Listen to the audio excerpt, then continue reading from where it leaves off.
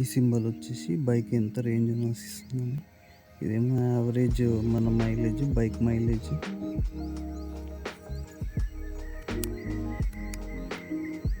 ఇది engine temperature. ఇది next service interval. ఎప్పుడు సర్వీసింగ్ చేపిస్తామో ఆ డేట్ ఇక్కడ కనిపిస్తుంది. అండ్ కిలోమీటర్స్ కూడా కనిపిస్తుంది. ఎన్ని కిలోమీటర్స్కి సర్వీస్ చేయించాలని. ఇది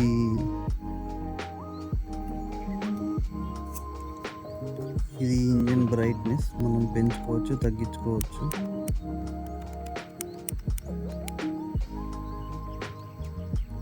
నెక్స్ట్ ఇది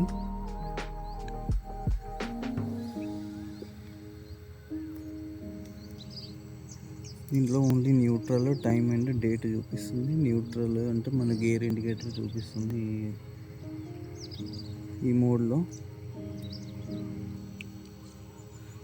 మెయిన్ మెనూకి వచ్చేస్తే riding modes, bike setup, trip setup, display setup, reset to defaults, ఈ ఆప్షన్స్ ఉంటాయి.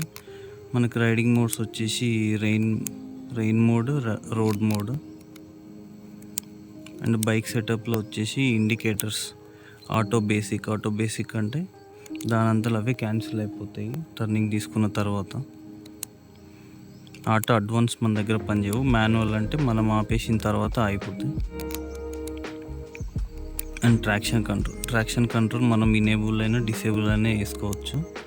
అండ్ ఇది సర్వీస్ ఇంటర్వెల్, ఇంకా ఎన్ని డేస్ ఉంది సర్వీస్, ఎన్ని కిలోమీటర్స్ ఉంది సర్వీస్ అని చూపిస్తుంది. దీంట్లో ట్రిప్ సెటప్, 2 ట్రిప్ సెటప్లు ఉంటాయి. Trip 1, trip 2.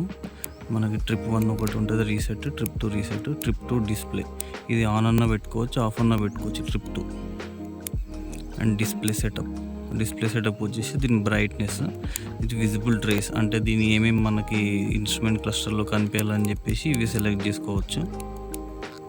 Gear, trip 1, trip 2, fuel status, coolant, service interval, brightness, gear. Shift indicator దీంట్లో రన్నింగ్ ఇన్. మనం ఫస్ట్ బండి కొన్నప్పుడు రన్నింగ్ ఇన్లో ఉంటుంది. ఆఫ్టర్ 400 కిలోమీటర్స్ డిఫాల్ట్కి చేంజ్ అయిపోతుంది. యూజర్ డిఫైన్, మనకు నచ్చినట్టుగా మనం మార్చుకోవచ్చు.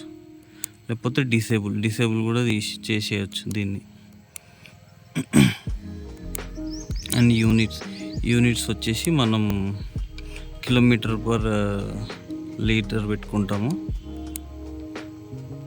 ప్రెజర్ వచ్చేసి PSI, tyre pressure monitoring, clock and date.